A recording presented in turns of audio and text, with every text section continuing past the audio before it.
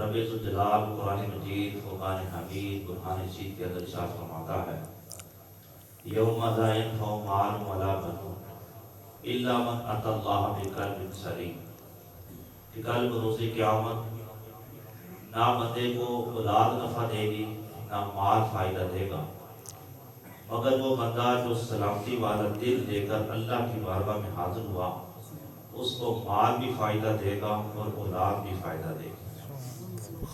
اب جو قرآن مجید میں ہے بقلب سلیم، اس کا مطلب کیا ہے؟ فسیر فرماتے ہیں کہ قلب سلیم سے مراد وہ دل ہے جو شرک سے پاک ہو، جو نفاق سے پاک ہو، جو گناہوں کی آلودگیوں سے پاک ہو اور جو گناہوں کی گندگیوں سے پاک ہو، یہ قلب سلیم ہے، یہ سلامتی والا دل ہے۔ پھر پیارے محترم اسلامی بھائیوں، ہمارے جسم میں ایک گوشت کا لوتھڑا ہے، اس کی اصلاح اور اس کی درستی بہت ضروری ہے۔ نبی اکرم نور مجسم شفیع معظم صلی اللہ تعالیٰ علیہ وآلہ وسلم نے ارشاد فرمایا کہ سن لو کہ انسان کے جسم میں ایک گوشت کا لوتھڑا ہے، اگر وہ ٹھیک ہو جائے تو انسان کا سارا جسم ٹھیک ہو جاتا ہے، اور اگر وہ خراب ہو جائے تو انسان کا سارا جسم خراب ہو جاتا ہے۔ حضور علیہ السلام نے ارشاد فرمایا سن لو وہ دل ہے۔ امام غزالی رحمۃ اللہ تعالی علیہ نے منہاج العابدین کے اندر اس بات کو نقل فرمایا ہے۔ آپ فرماتے ہیں کہ دل کی اصلاح بہت ضروری ہے۔ وجہ اس کی یہ ہے کہ جو دل ہے یہ بادشاہ ہے اور جو اعضاء ہیں یہ اس کی رعایا ہے۔ اگر دل درست ہوا تو اعضاء سے نیکیاں ہی صادر ہوں گی، اور اگر دل خراب ہوا تو اعضاء سے گناہ صادر ہوگا۔ اور اس کے ساتھ ساتھ فرماتے ہیں کہ جو دل ہے اس کی اصلاح اس لیے ضروری ہے کہ اس کا معاملہ نہ آنکھ کی طرح ہے کہ آنکھ پپوٹوں کے نیچے آ کے کچھ چیز دیکھ نہیں سکتی، اور نہ ہی اس کا معاملہ زبان کی طرح ہے کہ جو زبان ہے وہ دانتوں کے نیچے ہے، ہونٹوں کے نیچے ہے، بندہ منہ بند کرتا ہے تو زبان رک جاتی ہے۔ آپ فرماتے ہیں دل کے اندر خیالات وساوس آ رہے ہیں، اور انسان اس بات پر قادر بھی نہیں ہے کہ خیالات کو تصورات کو روک سکے۔ اس حوالے سے اس کا جو معاملہ ہے وہ زبان سے بھی سخت ہے، اور اسی طرح اس کا معاملہ آنکھوں سے بھی سخت ہے۔ اور آپ فرماتے ہیں کہ جب بندہ پیدا ہوتا ہے اس کے ساتھ شیطان بھی پیدا ہوتا ہے اور الہام کرنے والا فرشتہ بھی پیدا ہوتا ہے۔ جو شیطان ہے اس کو برائی کی طرف بلاتا رہتا ہے اور جو فرشتہ اس کو نیکی کی طرف بلاتا رہتا ہے۔ جو دل ہے یہ عقل اور خواہش کے جامع ہونے کی جگہ ہے، یعنی انسان کے دل میں خواہش بھی پیدا ہوتی ہے اور اس کے دل میں عقل بھی ہوتی ہے کہ عقل اس کو اچھائی، نیکی، خیرخواہی، بھلائی کی طرف بلاتی ہے۔ قرآن مجید فرقان حمید برہان رشید کے اندر متعدد مقامات پر دل کے حوالے سے آیات کریمہ ذکر فرمائے گی۔ اللہ تعالیٰ فرماتا ہے وَلَا يَكُونُوا كَالَّذِينَ أُوتُوا الْكِتَابَ مِن قَبْلُ فَطَالَ عَلَيْهِمُ الْأَمَدُ فَقَسَتْ قُلُوبُهُمْ۔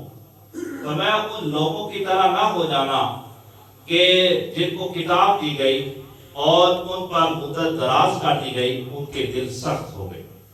میرے پیارے محترم اسلامی بھائیوں، اگر انسان کا دل سخت ہو جائے تو اس کے دل پر جو خیر کی بات ہے، اچھی بات ہے، وہ اثر نہیں کرتی۔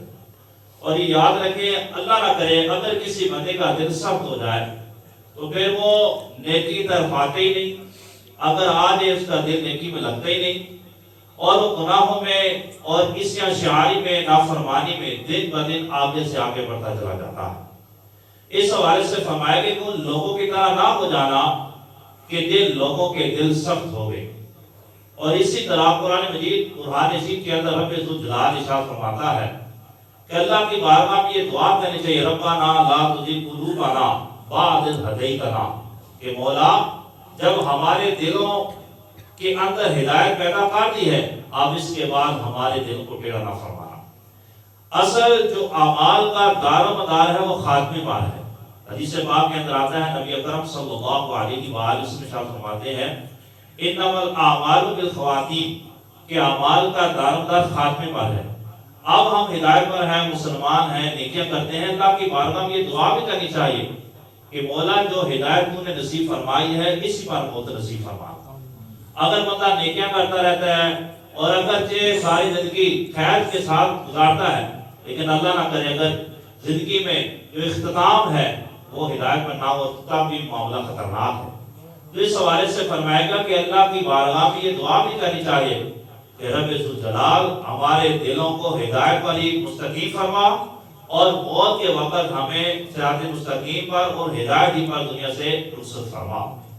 میرے پیارے محترم اسلامی بھائیوں، امام غزالی رحمۃ اللہ علیہ فرماتے ہیں وہ چیزیں، وہ جگہ جو ظاہری ہیں، مثال کے طور چہرہ ہے اس کو ہم درست کرتے ہیں، جسم ہے اس کو ہم اچھے لباس میں ڈھانپ کے رکھتے ہیں۔ آپ فرماتے ہیں وہ جگہ جو انسانوں کو نظر آتی ہیں ہم ان کی اچھائی، ان کی درستگی پہ بڑی توجہ دیتے ہیں، لیکن وہ دل جو رب ذوالجلال کی نظر رحمت کی جگہ ہے اس کی اصلاح میں توجہ نہیں دیتے۔ نبی اکرم نور مجسم شفیع معصوم صلی اللہ علیہ وآلہ کی حدیث پاک ہے، حضور فرماتے ہیں ان اللہ لا ينظر الى صورکم و ابصارکم ولکن ينظر الى قلوبکم، کہ رب ذوالجلال تمہاری صورتوں کی طرف نہیں دیکھتا، تمہاری جلدوں کی طرف نہیں دیکھتا، رب ذوالجلال اگر نظر رحمت فرماتا ہے تمہارے دلوں پہ نظر رحمت فرماتا۔ سبحان اللہ۔ لیکن ہم غور کریں وہ دل جس پر رب ذوالجلال کی نظر پڑتی ہے اس کی درستگی پہ ہم کتنی توجہ دیتے ہیں اور اس کی اصلاح کے حوالے سے ہم کتنا پڑھتے ہیں اور اس کی جو بہتری ہے اس کے حوالے سے ہم کتنے اقدامات کرتے ہیں۔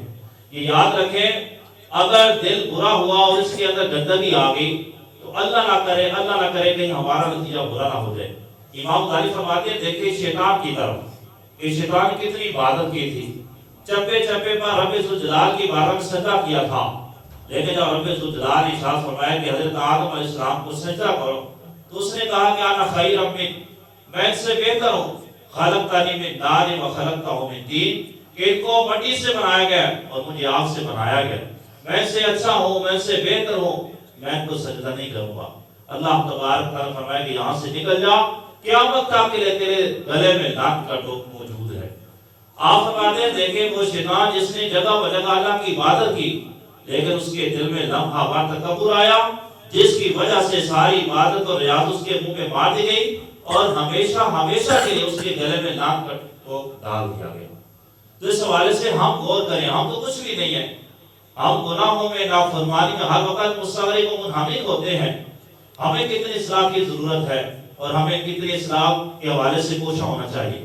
میرے پیارے محترم اسلامی بھائی، اسی طرح امام غزالی فرماتے ہیں کہ اگر دل میں ہرس آ گئی، لالچ آ گئی، طمع آ گئی، اس سے بندہ تباہ ہو سکتا ہے۔ آپ نے واقعہ ذکر فرمایا کہ بالا بن باورا یہ کتنا عبادت گزار تھا، کتنا نیک تھا، حضرت موسیٰ علیہ السلام کی امت کا بندہ تھا اور اتنا نیک تھا کہ لوح محفوظ کی تحریریں پڑھ لیتا تھا اور مستجاب الدعوات تھا، یعنی ہر دعا کی قبول ہوتی تھی۔ لیکن اس کی قوم نے آ کے یہ کہا کہ موسیٰ علیہ السلام کے خلاف دعا کرو۔ پہلے تو اس نے کہا کہ میں نہیں دعا کرتا، پھر اس کی قوم نے آ کے لالچ دیا، مطلب مال دولت کا کہ تمہیں یہ ملے گا، موسیٰ علیہ السلام کے خلاف دعا کرو۔ بالآخر تیار ہو گیا حضرت موسیٰ علیہ السلام کے خلاف دعا کرنے کے، پہاڑ پہ چڑھ جاتا ہے اور حضرت موسیٰ علیہ السلام کے خلاف دعا کرتا ہے۔ جو دعا حضرت موسیٰ علیہ السلام کے خلاف کرتا ہے وہ دعا اس کے حق میں قبول ہو جاتی ہے۔ آپ فرماتے ہیں دیکھیں کتنا عبادت گزار، کتنا نیک شخص، لیکن اس کے دل میں طمع آئی، لالچ آئی، ہرس آئی، جس کی وجہ سے اس نے ایسا کام کیا کہ خود ہلاکت کے گڑھے میں خود میں اپنے آپ کو ڈال دیا۔ تو دل کے اندر جب ہرس آتی ہے، لالچ آتی ہے، طمع آتی ہے تو بندہ وہ کام کر جاتا ہے انسان کا تصور بھی کر سکتا ہے۔ آپ نے چاہے سنا ہوا بھی ہو، کئی بندے معادلہ پیسوں کی وجہ سے لوگوں کو قتل کر دیتے ہیں اور قرآن مجید کے اندر ایک جان کو مارنا ہے، ساری انسانیت کو مارنا ہے، لیکن ان کے دماغ میں ایسی لالچ ہرس طمع غالب آ جاتی ہے کہ ان کے دلوں میں یہ بات نہیں آتی ہم کتنا بڑا جرم کر رہے ہیں، ہم کتنی بڑی ہلاکت کو مول رہے ہیں، ان کے ذہن میں یہ بات نہیں آتی۔ میرے پیارے محترم اسلامی بھائیوں، جو دل کے اندر نرمی کرنے والے اعمال ہیں اس کے حوالے سے نبی اکرم صلی اللہ تعالی علیہ وآلہ وسلم نے ارشاد فرمایا کہ جو بندہ تلاوت قرآن مجید کثرت سے کرتا ہے اور موت کو کثرت سے یاد کرتا ہے، رب ذوالجلال اس کے دل کے اندر نرمی کو پیدا فرما دے۔ سبحان اللہ۔ آپ غور کریں جو حضور علیہ السلام نے ہمیں علاج نصیب فرمایا ہے آپ نے دل کی اصلاح کے حوالے سے، آج ہم کتنا اس کو اپناتے ہیں؟ آپ قرآن مجید کو کتنا پڑھتے ہیں؟ کئی ایسے لوگ ہیں پورا سال قرآن کو پڑھتے نہیں، اور بعض ایسے صرف رمضان پڑھتے ہیں، اور کئی تو ایسے رمضان شریف میں قرآن نہیں پڑھتے۔ سب سے بہترین کتاب مسلمان کے لیے قرآن مجید ہے، لیکن آج ہم یہ سمجھتے ہیں کہ بندہ فوت ہو جائے تو اس کی بشر کے لیے صحیح پڑھنا یہی کافی ہے۔ یہ یاد رکھیں قرآن مجید کے اندر ہماری پیدائش سے لے کر موت تک سارے احکام موجود ہیں، لیکن آج ہم دوسری کتابیں پڑھتے ہیں۔ آج جہان کا علم ہمارے پاس ہے، لیکن قرآن مجید ہر گھر میں موجود ہے، ہم اس کو پڑھتے نہیں ہیں، اور پڑھتے بھی ہیں تو بالکل ایسا پڑھتے ہیں ہمیں پتہ ہی نہیں ہے کہ کیسے قرآن کو پڑھنا چاہیے۔ اس حوالے سے نبی اکرم صلی اللہ علیہ وسلم نے ارشاد فرمایا ربا قارئ یقرأ القرآن والقرآن یلعنہ، بہت سے قرآن پڑھنے والے ایسے ہیں قرآن ثواب کی نیت سے پڑھتے ہیں، لیکن قرآن مجید ان پر لعنت بھیجتا ہے۔ مفسرین اس کی شرح میں لکھا ہے محدثین نے کہ جس طرح قرآن کو پڑھنا چاہیے الفاظ کی درستگی کے ساتھ، مخارج کی ادائیگی کے ساتھ، اس طرح پڑھتے نہیں ہیں، عربی لہجے کے ساتھ پڑھتے نہیں ہیں، عام طریقے سے پڑھتے ہیں جس طرح نہیں پڑھنا چاہیے، قرآن مجید ان پر لعنت بھیجتا ہے۔ وجہ یہ ہے کہ قرآن مجید کو جب جس طرح پڑھنا چاہیے نہ پڑھا جائے تو قرآن مجید کے الفاظ جب چینج ہو جاتے ہیں، معنی چینج ہوتا ہے، معنی چینج ہوتا ہے، مفہوم چینج ہو جاتا ہے۔ تو بات کر رہا ہوں ایک تو یہ طرح ہمیں پڑھنا نہیں آتا، اور دوسرا ہم پڑھتے کتنے ہیں، اس پر بھی غور کریں۔ اور اسی طرح جو موت کو یاد کرنا ہے یہ بھی ہمارے اندر سے ختم ہوتا جا رہا ہے۔ تو کبھی کبھار جنازوں میں شرکت ہوتی ہے، وہاں پر بھی دیکھنے سننے کو ملتا ہے، لوگ وہاں پر بھی دنیا کی باتیں کر رہے ہوتے ہیں، اور اگر ہم موت کو یاد کرتے ہیں تو غفلت کے ساتھ یاد کرتے ہیں، ہم سنجیدگی کے ساتھ موت کو یاد نہیں کرتے۔ اگر واقعتاً حقیقتاً سنجیدگی کے ساتھ سیریس ہو کے موت کو یاد کرتے تو ہماری غفلت دور ہو جائے۔ علماء کرام یہ فرماتے ہیں الموت یکفی للنصیحہ، کہ جو موت ہے یہی نصیحت کے لیے کافی ہے۔ جس بندے کو پتا ہے میں نے مرنا ہے، میں نے 1000 سال قبر میں رہنا ہے، میں نے حشر کے خطرناک دردناک دن میں اٹھنا ہے، اور میں نے اللہ کی بارگاہ پیش ہونا ہے، میں نے سارے اعمال کا حساب دینا ہے، اور میں پتہ نہیں میرے بارے میں کیا فیصلہ ہونا ہے۔ اگر واقعی حقیقت ان چیزوں کو سوچا جائے تو مطلب کبھی بھی نافرمانی کی طرف بڑھے نہ، کبھی بھی اس کا قدم اللہ کی نافرمانی کی طرف آگے نہ ہو۔ اسی طرح علماء کرام فرماتے ہیں یتیم کے ہاتھ پر، یتیم کے سر پر ہاتھ پھیرنا اور مسکین کو کھانا کھلانا، اس میں بھی رب ذوالجلال جو ہے وہ دل کو نرم فرما دیتا ہے۔ اسی طرح میں پیارے محترم اسلامی بھائیوں، یہ جو دل ہے نا، اس کے اندر مختلف کیفیتیں آتی ہیں، کبھی اچھائی کا خیال، کبھی برائی کا خیال، کبھی نیکی کبھی گناہ۔ اسی وجہ سے علماء کرام فرماتے ہیں کہ جو دل ہے، دل کو اسی وجہ سے دل کہا جاتا ہے القلب ینقلب، جو دل ہے وہ بدلتا رہتا ہے، اچانک کبھی کوئی خیال آ جاتا ہے، کبھی کوئی خیال آ جاتا ہے۔ ہمیں چاہیے کہ ہم اپنے دل کو ہر وقت اس ذات سے مستغنی رکھیں کہ ہمارے دل میں اچھا ہی خیال آئے۔ اگر ہمارے دلوں میں برا خیال آیا تو ہمارے اعضاء اس کی اتباع کریں گے، پھر ہم نافرمانی کریں گے۔ جیسے مثال کے طور پر ابھی ہم نماز کے لیے آئے، ہمارے دل موجود تھا نماز پڑھنی ہے، نماز نیکی کا کام ہے، ادب کا کام ہے، نہ پڑھیں گے گناہ ملے گا، یہ ہمارے دل میں سوچ تھی، ہمارے دل میں خیال تھا، ہمارے اعضاء نے اتباع کی، ہم مسجد میں آئے، وضو کیا، نماز پڑھی۔ وہ لوگ جو نماز میں نہیں پڑھی، اگر سے ان کے دل میں یہ ہے کہ نماز اچھی چیز ہے، لیکن ان کے دل میں یہ خیال مضبوط نہیں ہے، ان کا ارادہ اتنا کم ہی نہیں ہے کہ ان کے اعضاء ان کے دل کی پیروی کر سکے۔ اس حوالے سے علماء کرام فرماتے ہیں دل کی مثال ایسے جس طرح چڑیا ہوتی ہے وہ مختلف جگہ بدلتی ہے، اس طرح دل بھی مختلف کیفیتوں میں آتا ہے۔ بعض روایات کے اندر بیان کیا گیا دل کے پلٹنے کی مثال ایسی ہے جس طرح سہراب کے اندر پتا پڑا ہوا ہو، ایک طرف سے ہوا کے اس کو دوسری طرف کاٹ دیتی ہے، دوسری طرف سے ہوا کے اس کو دوسری طرف کاٹ دیتی ہے۔ ہمارا دل بھی اسی طرح کیفیتوں میں آتا ہے۔ علماء کرام نے بیان فرمایا کہ دل کی بیماریوں میں سے ایک بیماری ہے کہ بندہ لمبی لمبی امیدیں باندھے، جب لمبی امیدیں باندھ لیتا ہے پھر اس سے آگے مزید اس کے اندر غفلت آتی ہے، بندہ کہتا ہے کل توبہ کر لوں گا، ابھی تو جوانی ہے، ابھی تو میں نے یہ کام بھی کرنا ہے، ابھی تو یہ میرا منصوبہ بھی رہتا ہے، یہ معاملہ بھی میں نے کلیئر کرنا ہے۔ جب لمبی امید آتی ہے تو بندہ توبہ کے اندر ٹال مٹول کرتا ہے، جب توبہ کے اندر بندہ ٹال مٹول کرتا ہے تو آسا پتہ بھی چلتا کہ اس کا وقت پورا جاتا ہے، اندھیری قبر میں پہنچ جاتا ہے، توبہ بھی نہیں کر سکتا اور اسی طرح گناہوں کے ساتھ قبر کے اندر چلا جاتا ہے۔ میرے پیارے محترم اسلامی بھائی، ہمیں چاہیے کہ ہم غفلتوں سے نکلیں، اپنے جو دل کو درستگی کی طرف لائیں اور اچھائی کی طرف لائیں۔ نبی اکرم نور جسم شفیع معصوم صلی اللہ علیہ وسلم جو بخشے بخشوائے نبی ہیں، اور جن کی وجہ سے کل ہماری بگڑی بنی ہے، اور جن کی شفاعت کی وجہ سے کل ہمیں جنت کا موزہ ملا ہے، وہ بھی اللہ کی بارگاہ میں دعا کرتے تھے، یا مقلب القلوب ثبت قلبی علی دینک۔ ایک روایت میں یہ ہے کہ مولا اے دلوں کو پھیرنے والے میرے دل کو اپنے دین پر ثابت کروا۔ ایک روایت میں یہ ہے یا مقلب القلوب ثبت قلبی علی طاعتک، اے دلوں کو پھیرنے والے میرے دل کو اپنی اطاعت پر ثابت کروا۔ یہاں میں یہ عرض کرنا چاہوں گا، اس کا یہ مطلب نہیں ہے کہ حضور علیہ السلام کا دل معاذ اللہ ان کو کوئی ڈر ہے یا کوئی خوف ہے، یا حضور علیہ السلام کا دل اطاعت پر کامزن نہیں ہے۔ اس کا مطلب یہ تعلیم امت کے لیے، امت کو سکھانے کے لیے کہ میری امت بھی یہ دعا مانگے۔ ہمیں چاہیے، ایک اور روایت میں جو ہے کہ نبی اکرم صلی اللہ علیہ وآلہ وسلم نے یوں دعا کی ہے، یا مقلب القلوب لین قلبی، اے دلوں کو پھیرنے والے میرے دل کو نرم فرما، قبل اس کے کہ موت کے وقت یہ نرم کر دیا جائے۔ یہ بھی روایت کے اندر الفاظ ہیں۔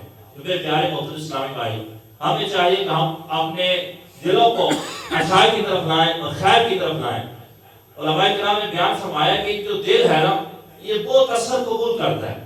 آپ نے دیکھا کہ ہوگا بندہ غفلت والے لوگوں کے پاس بیٹھے تو دل میں غفلت آ جاتی ہے۔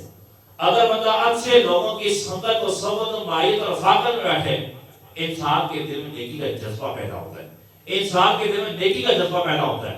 اور امام جو ہمارے مفتی احمد عرفان نے رحمۃ اللہ علیہ فرماتے ہیں، جس طرح لوہا ہے اس کو نرم کیا جائے کسی کا پرزہ بنتا ہے، ادھر زمین نرم کی جائے کھیت بنتی ہے، باغ بنتی ہے۔